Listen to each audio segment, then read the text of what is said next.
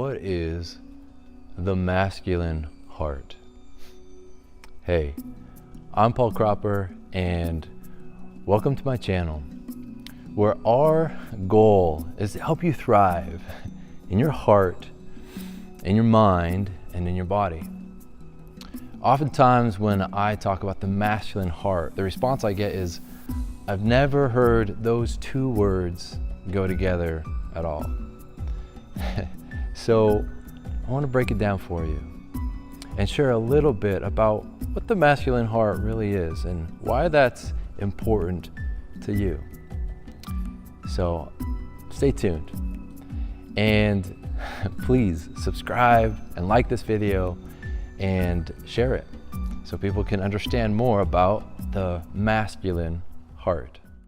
What is the masculine heart? Let's take a couple steps back and let's first define masculine and then the heart. We'll talk about the masculine heart. So first, what is masculine? Well, I was walking into an old coffee shop outside of Seattle, and they had a 1965 New World Webster's Dictionary. I opened it up and I read the definition for masculine, and I want to share the first two definitions with you. I'm going to share you two more. The first definition for masculine is simply male of boy or man. So the first one is completely objective. First definition for masculine equals male, the objective definition.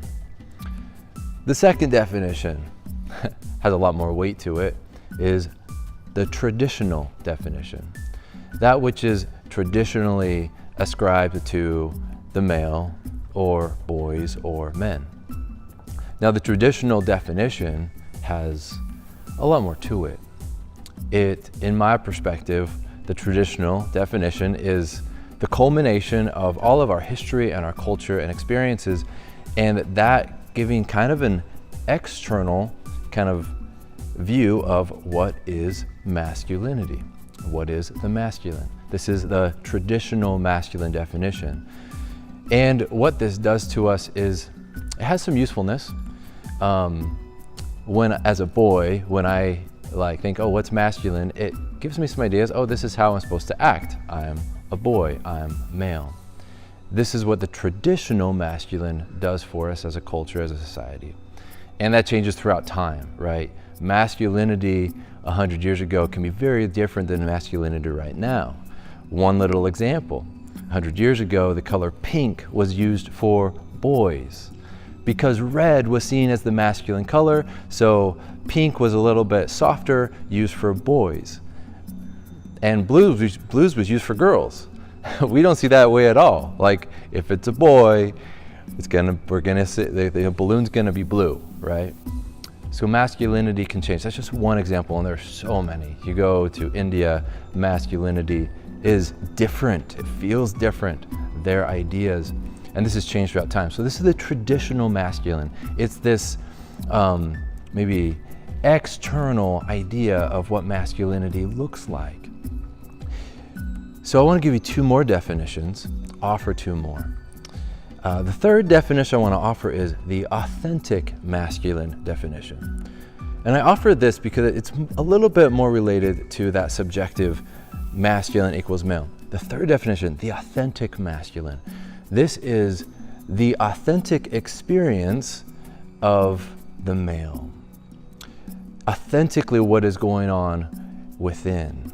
It is not externally what it looks like, it's authentically everything that's going on inside of a male. Now there's some usefulness to that. The third definition is the mature masculine.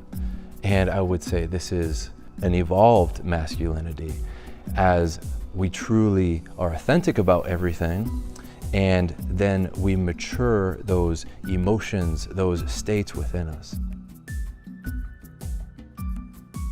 These definitions are really valuable. Traditional masculinity won't really lead to mature masculinity all the time, because traditional masculinity this external thing teaches me to act a certain way, and then I suppress things so I can act that way.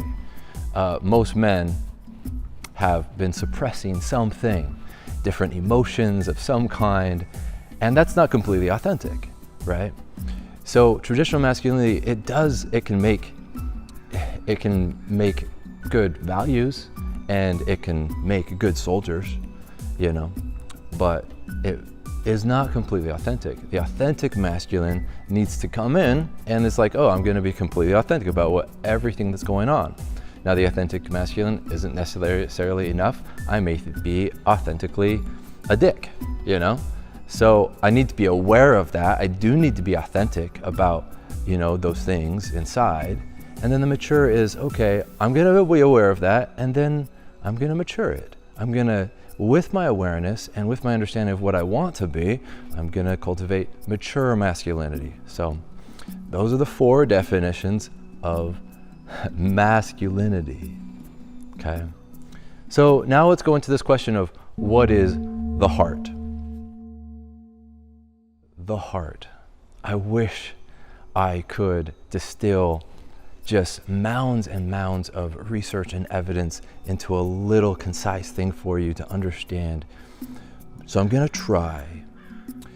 And we'll go to 3 things for the heart. First, the heart, it is physical and tangible. So the heart, the physical, tangible definition, that starts with the organ that is the heart. The organ that's the heart does a lot more than just pump blood. The organ that's the heart stores memories and has, it's actually part of the endocrine system. It creates a lot of your feel-good hormones. Like a large percentage, significant percentage of your serotonin and other feel-good hormones are actually created in the heart. And your heart tells your brain what's going on by creating hormones at times. Your brain can also create hormones and send them down. And your gut can create hormones and send them to your body. So we have many sources of information in the body, but the heart is literally one of them physically, right? So the heart also sends, electrical communication throughout the whole body. Being the part of your central nervous system, there's significant neurological connection from the heart to the brain, and that information actually goes both ways. There's more and more evidence. If you want the evidence for this kind of thing, look up the Heart Math Institute. They even have a free PDF you can read. You can look at all of the studies, and they've a massive book, lots of evidence. But the heart has this physical aspect that is very real. Part of this physical aspect is the neurons in your heart literally store memories. Evidence of people having a heart transplant and remembering things from the person they got the heart from. So this physical, tangible aspect of the heart is really profound. I want to talk next about the intangible aspect of the heart. It's still physics though. When I say the intangible aspect of the heart, it's the aspect that you can't necessarily touch, but it's still there. What do I mean by that?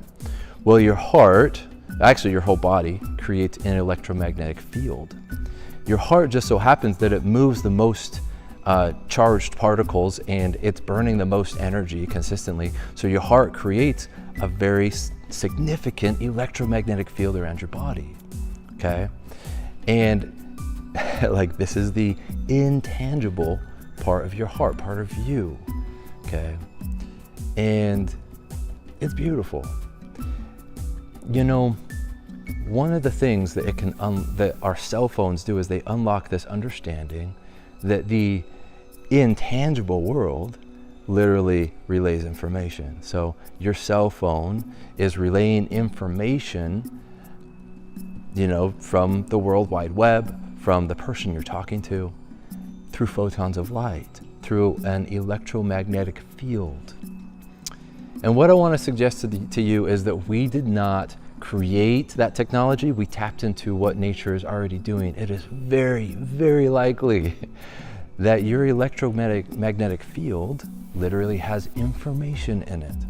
So this is an aspect of why can you feel someone, gazing at you? Why can you sense someone in the room, maybe without even seeing them? there's literal information. There's probably physics behind it. So I want you to start to consider that there's this intangible part of your heart that is very real. The heart creates the largest electromagnetic field of any part of your body, and your heart so happens to have, intelligence. And this is the third aspect I want to talk about. It is part of your consciousness. It is part of your intelligence. The heart has intelligence. So you can think of it this way. If the brain is a lot of the conscious mind, the heart is a lot of the subconscious mind. The heart, very likely, maybe, assimilates all this information in the electromagnetic field, all the information my body's picking up, and the heart assimilates all that information and can give that to my brain. There's literal information. So think of those different aspects of the heart. Now, if the heart is the subconscious mind, which it very literally may be, because beliefs are literally stored in the heart. And if those beliefs are stored in the heart, and the heart is literally communicating things through your field, this is starting to make sense how it comes all together. Like, you're radiating your subconscious beliefs. Maybe this is why the law of attraction may have some things to it, right? Like, you're radiating the sum of your beliefs. You're actually picking up on other people's, what they're radiating. My photon, like, I'm radiating photons of light, and within an instant, my photons of light are, very far away from me.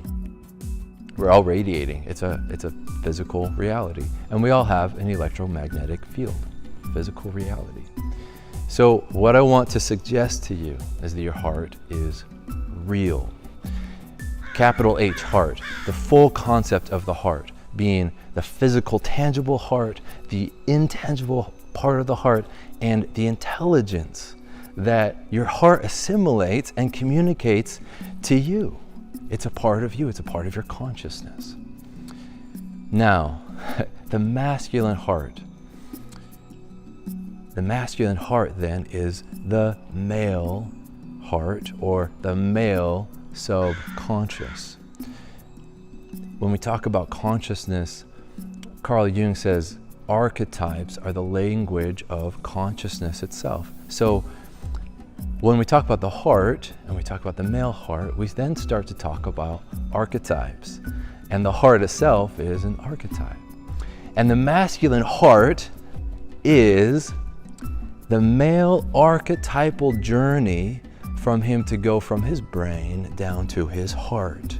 From the traditional masculine, I'm told all the things that I should do, into the authentic masculine, whoa, this is all that is really going on inside.